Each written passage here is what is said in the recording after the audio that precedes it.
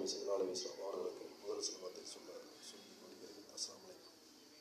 அன்பு, உறவு, உழைப்பு மூன்றுமே வெவ்வேறு, ஒன்று ஒன்றோடு இணையாது. உறவு அண்ணன் தங்கை, பெரியம்மா சித்தப்பா, சின்னம்மா பெரிய சித்தப்பா, அம்மா அப்பா, அண்ணன் தம்பி, இது உறவு. உழைப்பு தாய் மகனிடம் வேலை பார்த்து விட்டால் மகன் தாய்க்கு கூலியை கொடுத்து விட வேண்டும்.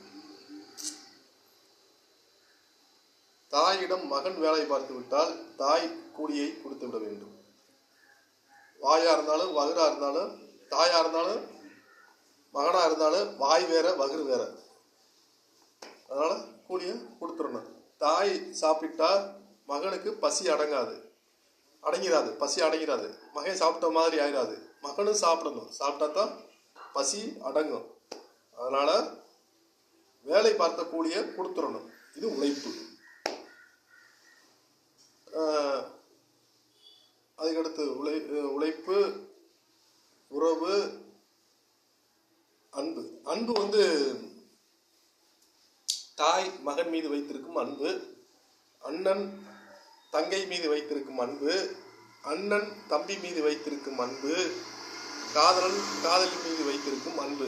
இது அன்பு.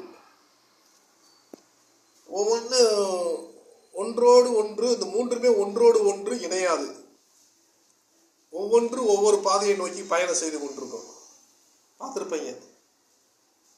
அதனால என்ன சொல்ல வரேன்னா, ஒரு மனிதன் உழைத்து விட்டானா அந்த மனிதனுடைய நெற்றியில் வியர்வை துளி காயும் முன் அவனது கூலியை ஒப்படைத்து விட வேண்டும். இதுக்கு காரணம் சாக்கு போக்கெல்லாம் சொல்லக்கூடாது.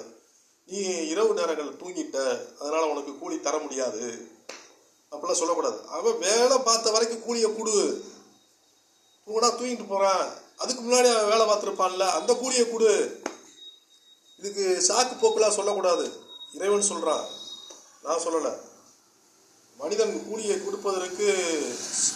கொடுக்கக்கூடாதுங்கிற எண்ணத்தில் சாக்கு போக்குகள் எல்லாம் இழுத்து கொண்டு வரக்கூடாது. காரணங்களை தேடி கண்டுபிடிக்க கூடாது.